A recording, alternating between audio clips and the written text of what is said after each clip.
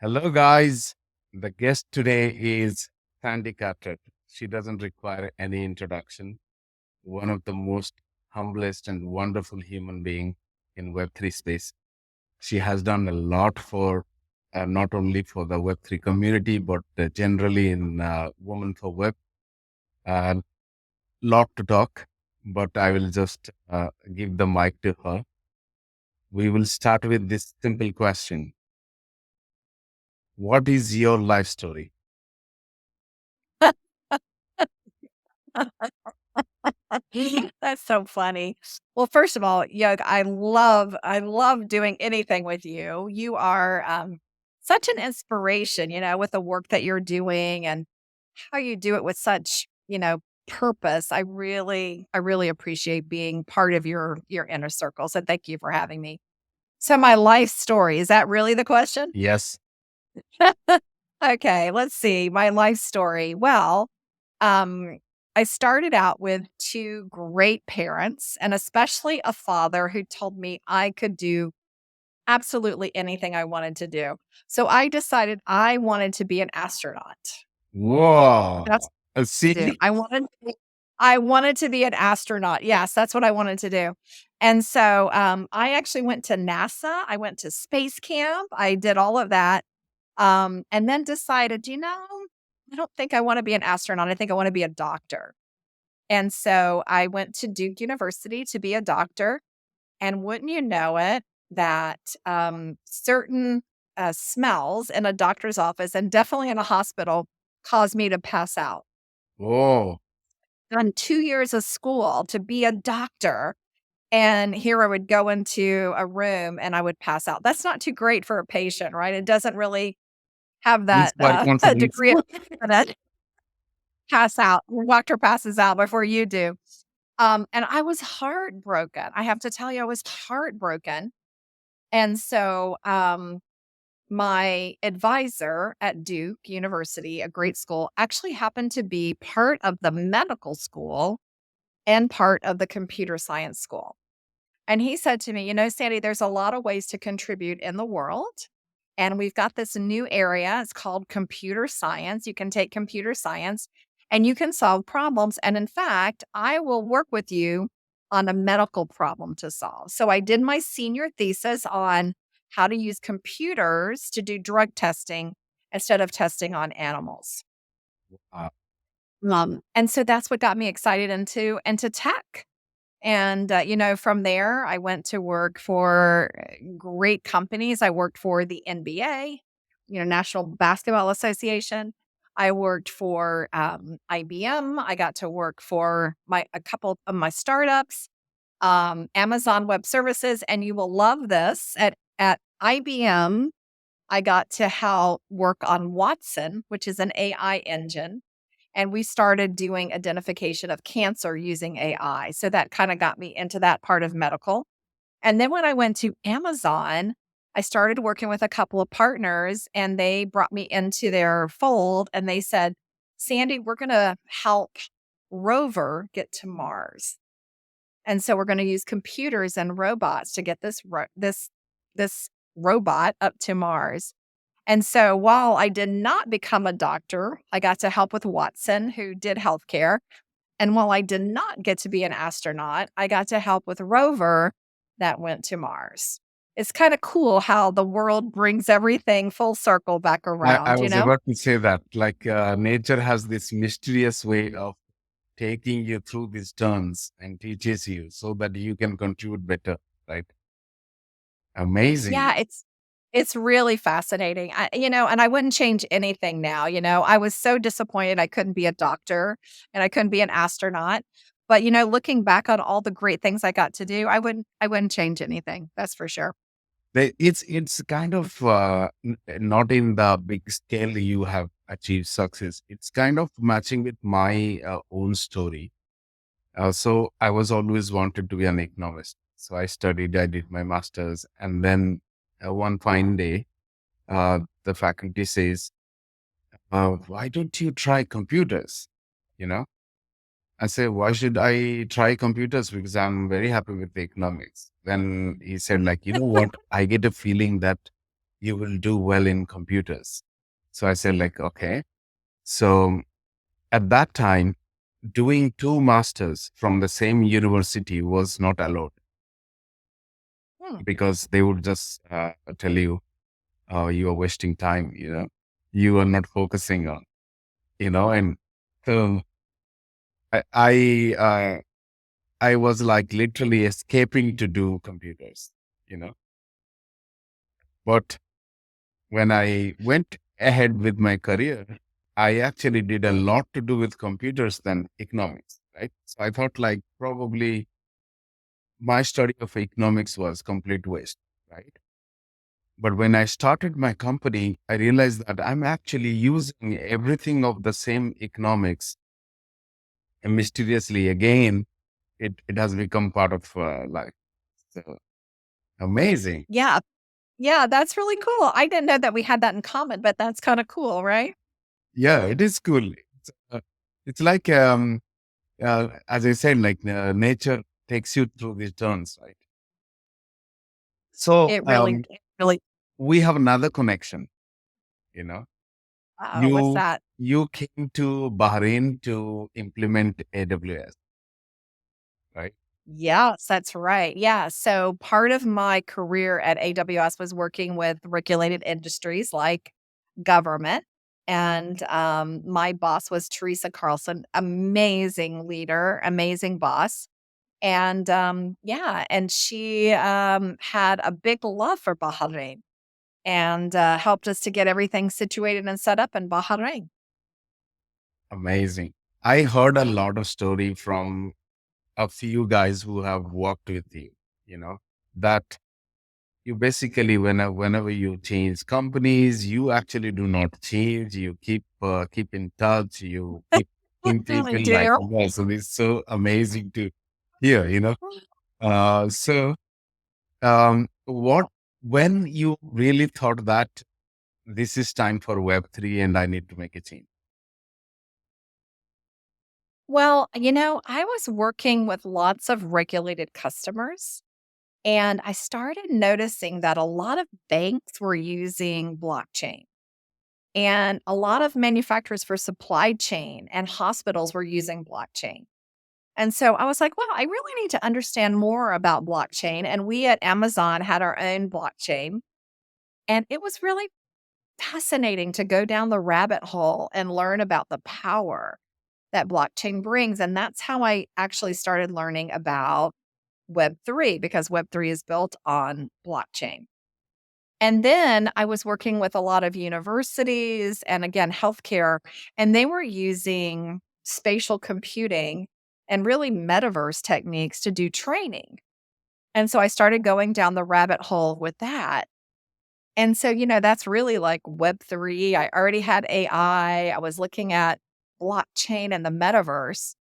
And it just so happened as I was doing all of that at Amazon that our CEO and founder came to visit me in Seattle, very rainy night, which it rains all the time in Seattle. And started talking to me about, hey, why don't, instead of doing all these side projects, why don't you come and do it for real and start looking at digital identity, right? How we can really reshape how your digital identity is done online. And so the rest was history. That's what happened. That's how it really occurred. So I've had probably now 3 years in blockchain and about 8 years in artificial intelligence. And I think the combo is so powerful today because I feel AI really pushing blockchain to mature and scale. It's really needed in this new whole dynamic that we have today. Talking about the rabbit hole. So is your number one bestseller book That's right. inspired by that? I'm right here, my book. Amazing. Yes, called The Tiger and the Rabbit. Yes, and I named it that because, when I worked at big companies like Microsoft or IBM or Amazon, we would do these tiger teams, and we would develop a team, we'd have a problem, and we would attack the problem, right? We'd go after the problem. But what I found from studying about 400 different companies was that if you have a rabbit team that goes really deep, that stays together, that moves really fast, you actually really start to understand emerging tech and you don't get caught flat footed. So if you look at AI, for example, they say that there were so many companies that got caught flat footed. They weren't ready for it. And so I just thought that focusing not just on the tech, but on the team, teams are so important, right? It really Absolutely. determines if the tech is going to be successful or not. And so that's what the book does. It focuses on how you form the right team in order to ensure that all that emerging tech works in your business. Amazing. I have already recommended some of our Web3 boys who are building something nice to read. And I Oh, have thank read only little. Get times. I'm just waiting for a trip, you know. And whenever that happens, the planes are a good place to read. That's I completely agree. I read a lot of books on planes and on my if I take PTO, a lot of great time on PTO as well. amazing.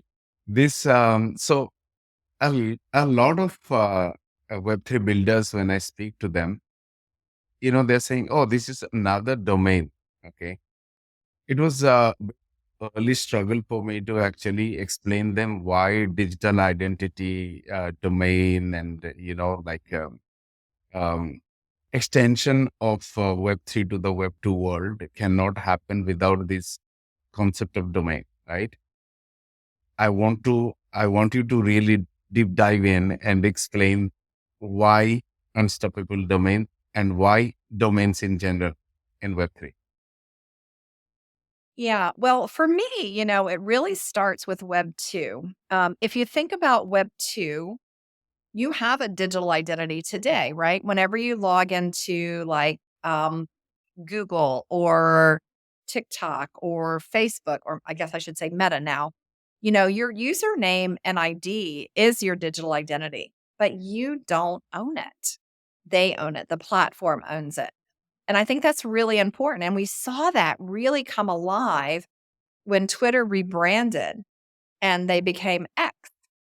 And somebody had their digital identity as X. And Ian said, "Oh, I want that." So it was taken away from him. He was given a different identity, and X became Elon Musk. That would never happen in a Web3 world because instead of a platform owning that digital identity, you own the digital identity. And more importantly, the data, you would own the data too. So in Web 2, if you think about it, when you sign on to one of those platforms, the data that's collected about you is owned by the platform, not by you. And you can see this all the time because, Meta and Google just announced that they made $100 billion off of our data, selling our data to advertisers.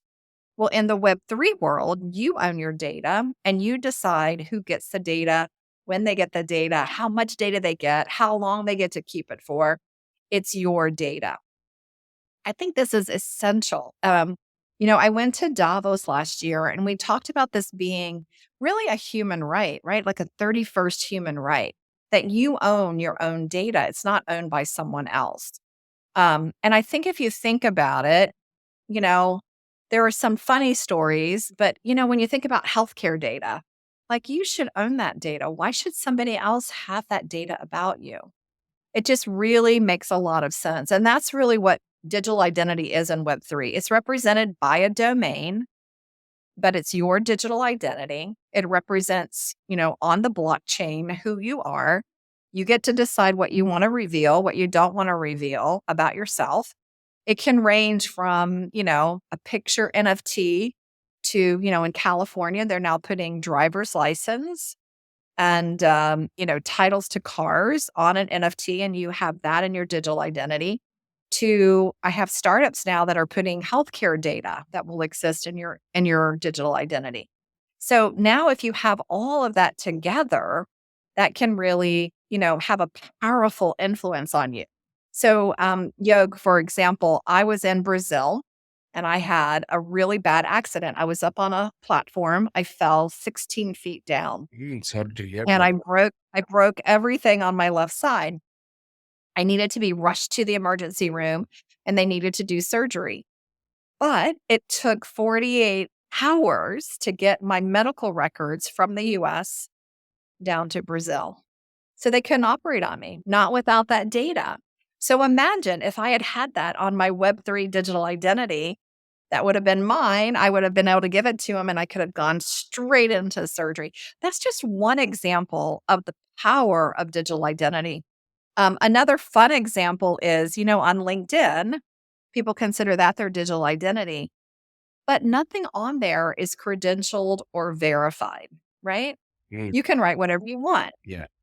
And so I just was reading an article and it says that LinkedIn says that 34%, a third of people don't put the university they actually went to on their LinkedIn profile. They actually make it up. Mm, So I have Harvard on my, how do you know I went to Harvard? mm, And yeah. so the blockchain, though, that diploma is passed to you as a soul bound token. And that diploma is mine. I can't transfer it to Yo. It's verified to be true on chain. And so therefore it's verified, which I think is really great. It's such a great use case. And then the last example I'll give you, which is a fun one, we have the Super Bowl in the US, which is American football. It's played in Phoenix, which is where I live right now. And I got to go to some of the fun stuff before the Super Bowl. I didn't get to go to the Super Bowl, but I got to go to the fun stuff before the Super Bowl. I was talking to a lot of the NFL guys, and they said, Sandy, did you know that if everybody who tweeted, I'm at the Super Bowl, was actually at the Super Bowl, the stadium would have been 5 times as big? Crazy. So what they did is now they have an NFT, which is a soul-bound token, and it sits in your digital identity that shows you actually went to the Super Bowl. Why? Because there are so many people who say they went that never actually went. It's just amazing to me how much, we're dealing with deep fakes from AI, and people are struggling with trust. And this digital identity enables you to have something that's credentialed and something that's verifiable. And that's why I am so passionate about this area. This brings one example from FarmCenter actually. So we are working on this program called FTTS. Okay, so it is like a Farm Center Trade Transparency System. This will have a NFC and all the data of the product which starts from the farmer. When a consumer sees it, sees the entire history of the product. Oh, wow. Because it's so difficult for a consumer to know where this product came from, right? Because what you're buying is you're buying brand. And then you are saying that the brand has done the right thing, which is impossible because brand can do a mistake knowingly and unknowingly. For example, was this product stored properly in warehouse? Who knows, right? Well, it's interesting because we just bought apple juice, Uh-huh. and I was reading the label on the apple juice, and it said, "Apples from Brazil, Argentina, China, Florida, Washington." I mean, it had, like, a list of, like, 20 places because I assume that they buy apples from all those places, and they didn't really know where the apples came from. See that. Um, I think that's interesting, right? So while we were just working on it, we thought like, will someone be that keen? Um, Alpha is not out, you know. And one Colombian avocado farmer pinged us and said, please implement this for us because they are exporting this to US. And the value of that avocado increases manyfold for a US consumer when he or she can tap on the avocado and know exact source, the condition it was stored, how it was delivered, entire journey of the product, right? Now, these like starting from what you said, bring your own data, right? Bring your own identity to actually verifiable goods, services, credentials, accreditations, everything has to be decentralized. And what people don't realize is that decentralization is taking over already, okay? Because we wouldn't be giving our data to centralized servers anymore, right? Whether the organization, government, like it or not, right? People are becoming increasingly aware. The other day, the guy who is my PRO, who's handling stuff for me, like visa and other things, he has all the record. He has everything, Hmm. right? So he can actually open a bank account on my behalf, Wow. right? Yeah. It's crazy if you think like privacy has gone for a toss, right?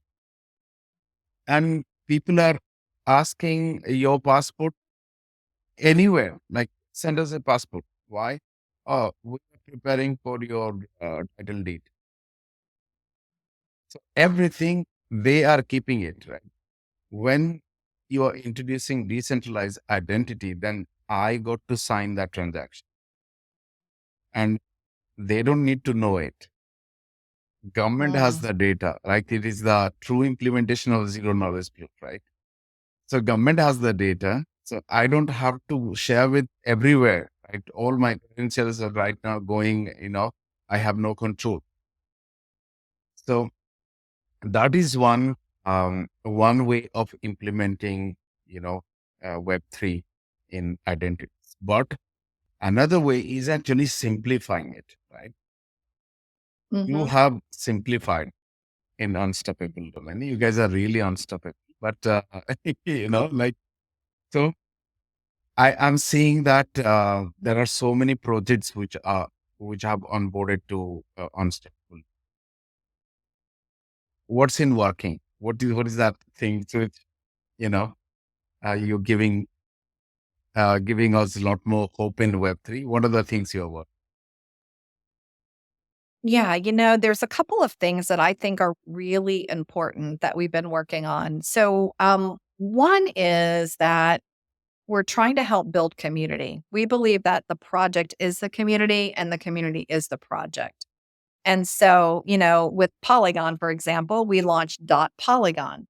They now have 120,000 members in their community, one of the fastest growing communities that are out there. And they are all united with Dot Polygon, which enables Sandeep, their CEO, I'm a big fan of to Sunday. for me too. I think everybody is. Yeah. It enables him to message the community. It enables him to reward the community. It enables him to interact and engage with that community. And I think that that's really an important play with a partner. We have over 1,000 partners today, and each of them also adds a little bit of utility. And for us, utility is greater than hype. There's so much hype in this space, but we believe in the end it's going to be about utility. And so for us, that utility is encrypted email. It's about being able to set up a decentralized website. It's about being able to use Sandy.x as your gamer tag. It seems simple, but people want to see their name up there, not a blockchain wallet up there. And we have over 600 different abilities to log in to multiple metaverses and games. We support over 170 wallets so that you can leverage Sandy.x as that ability to transact as well. So I think there's so much power in your digital identity, and it's becoming what I think is an amazing and essential element as you go forward. So, for example, I have 2 daughters.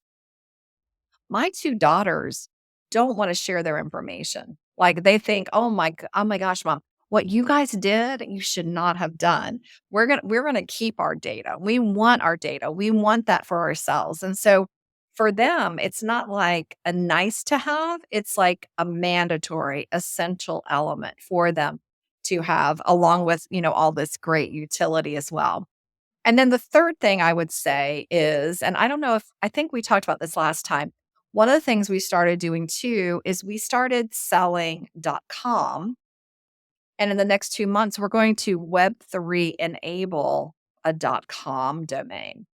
So what does that mean? Well, today, if you think about .com is primarily used for a business, not a person. And most Web3, because it's digital identity, is used for people. And there are about 7 billion people in the world, about 350 million businesses. What we now want to do is we want to bring that Web3 characteristics to .com too, so that you could transact with your .com. If you have sandy.com, you could transact with sandy.com. You could also send encrypted email with sandy.com. I can send email today, not encrypted email today. Um, and now some of the Web2 characteristics will also play because today I can, with a Web3 domain, I do a decentralized website. With a .com, I can now do a website that's crawlable by Google.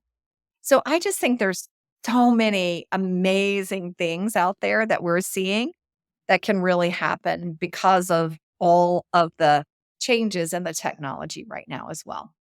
Also, like the other day, we were discussing to form a DAO, right? And a very interesting, very simple question came is that how can we implement a DAO where the website and the domain and all other controls are with one person,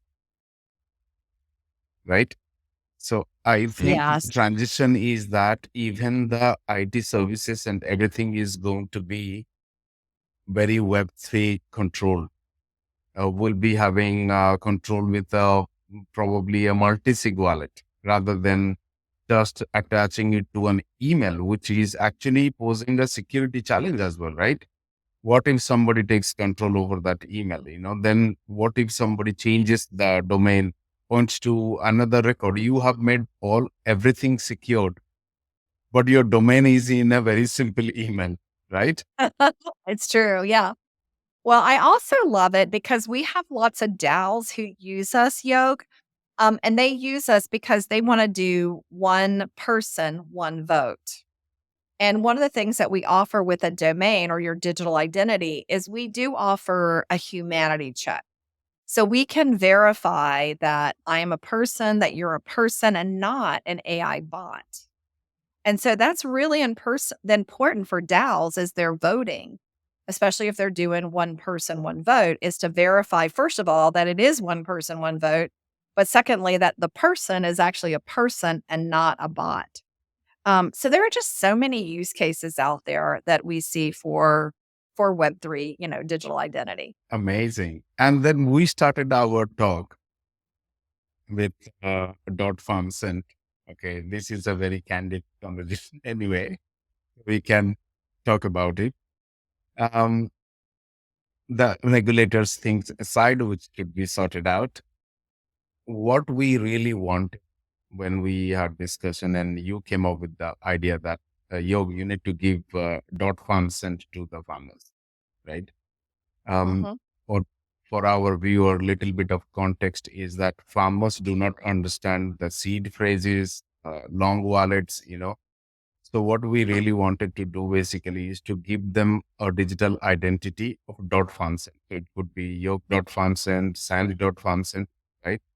So when they transact, they can easily use the person's name rather than using, like a long list of wallet addresses. And for sure, Yep. I know that they would do these mistakes. So tell our viewers something more about it. How did you I have quickly think I that? I have to tell you, I am so excited about dot from set when we get it out there because I think farmers are so important. They feed us, right? They provide us that great organic food.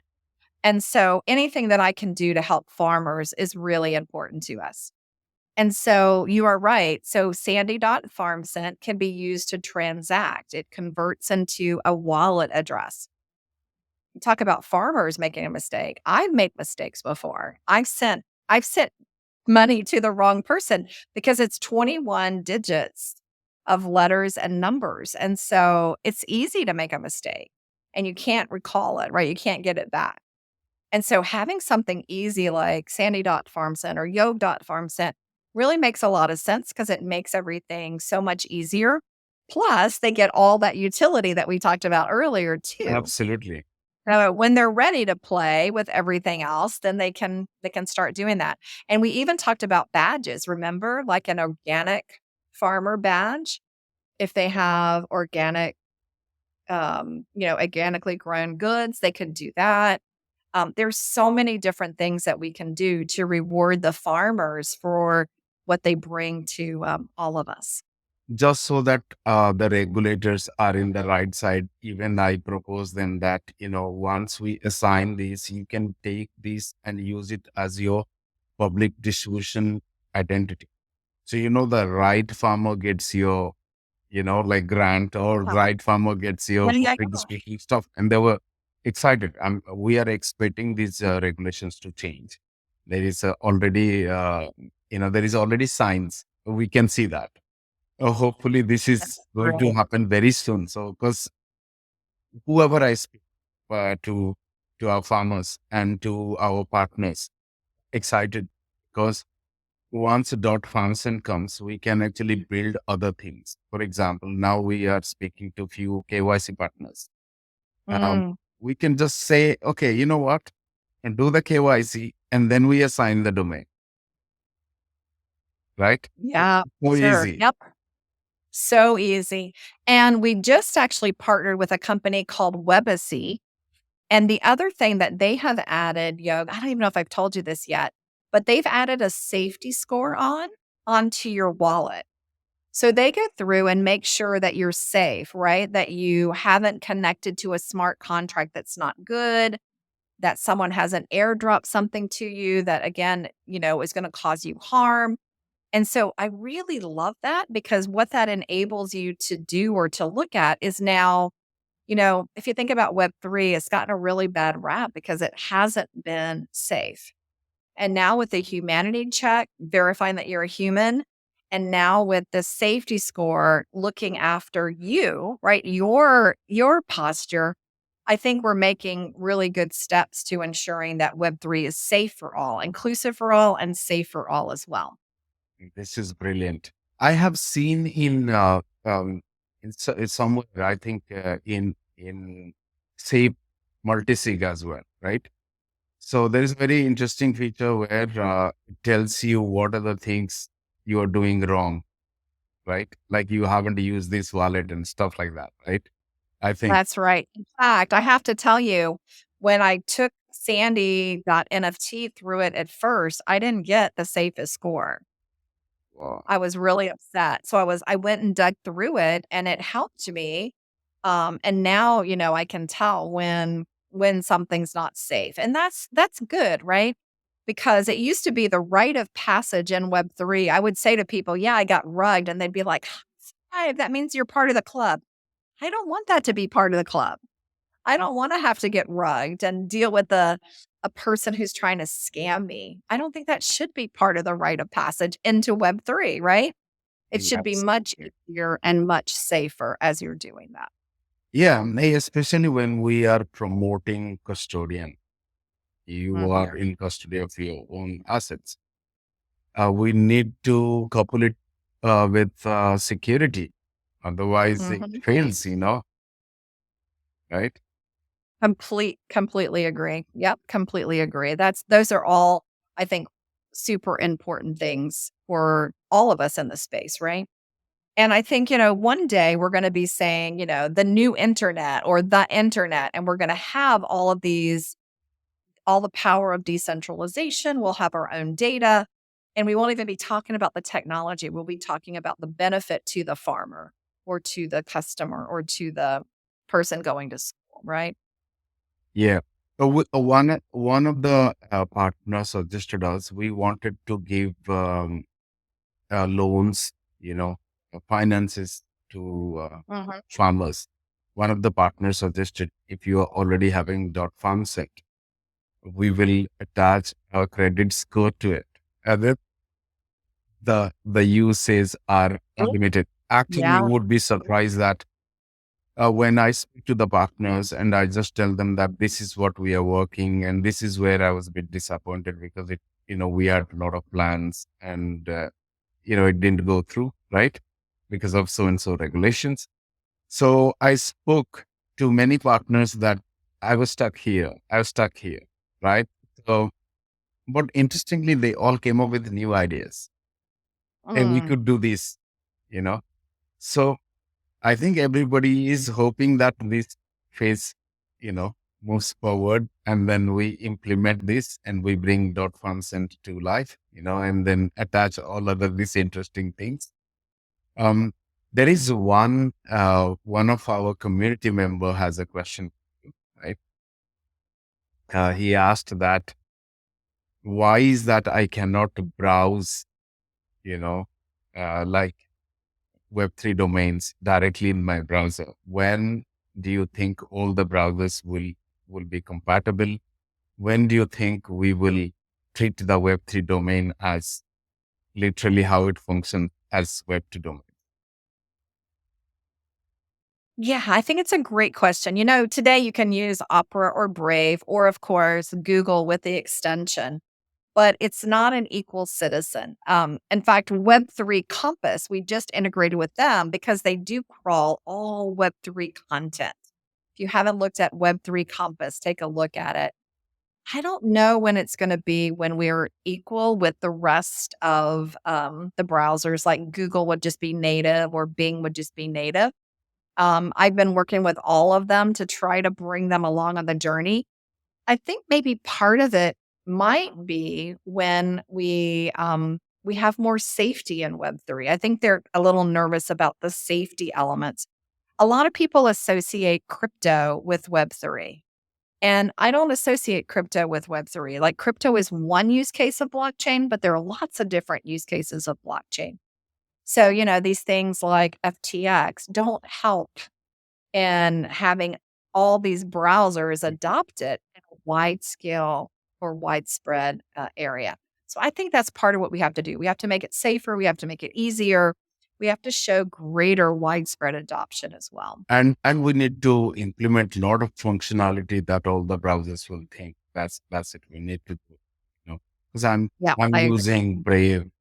I tried using the Chrome plugin, and it didn't feel that it is a seamless experience yet.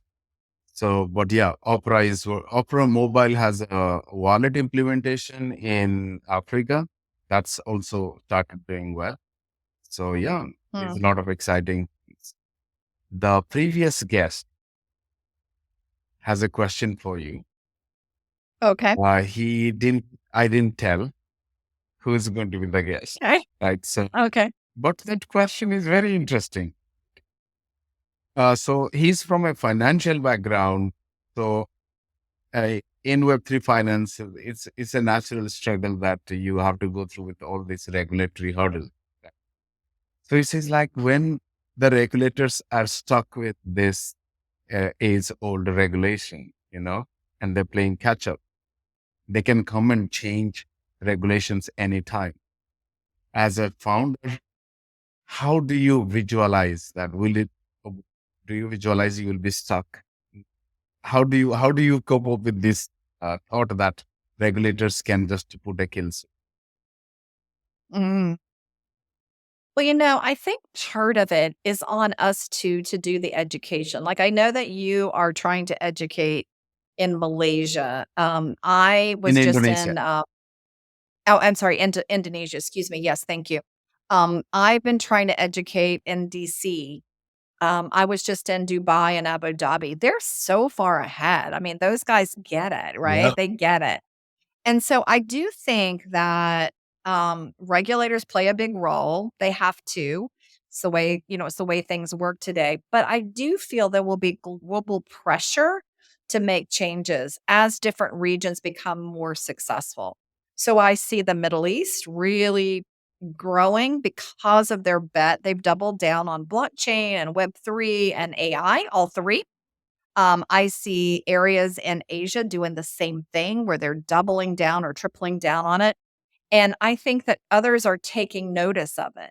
And I think maybe that will also apply some external pressure as they see innovation happening in all different parts of the world because they're blocking innovation here with regulation. Amazing. Very well articulated. Now, surprise also for the next guest, you have to give a question. You don't know who he or she may be.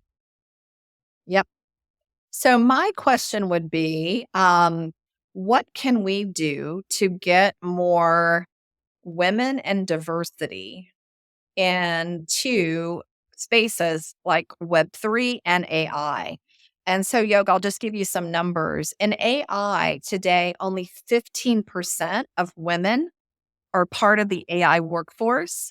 Only 12% are in the AI research. In crypto, it's 7%. In Web3, it's about 15 to 20%. The numbers are not good. So, what do we need to do in these emerging tech areas, blockchain, Web3, AI? What do we need to do to get a better set of diverse skills? Because diversity leads to innovation. Beautiful. Big shout out to Vara, to Abu Dhabi regulators, to my friend Yip. She's working a lot for women in Oh, yeah. Web3. To you, oh my Love, God. yeah, love, yeah, love, yeah, yeah. And so, yeah. So, so amazing that you took your time, first of all. Okay. And another thing is that you took time for us. You know, we are a very young ecosystem, haven't moved the mountains. Actually, should we move mountains? No. You're right. Yes. Better grid, more fertile ground, right? Right. And so thank you so much, Sandy. It's always a pleasure when I talk to you. I get really a lot of energy and, I feel like, I'm and I need to do more. And this is the feeling I would love to always cherish. And so I always put in my mind that when I have a meeting with Sandy, the next day I need to keep no meetings so that I just think about solution. Thank you so much. Thank you. It is always a pleasure. I'll do anything for you and FarmSense. So always keep me in mind for Well, sure. Thank for you. Thanks for everyone having who me. It's don't an honor know,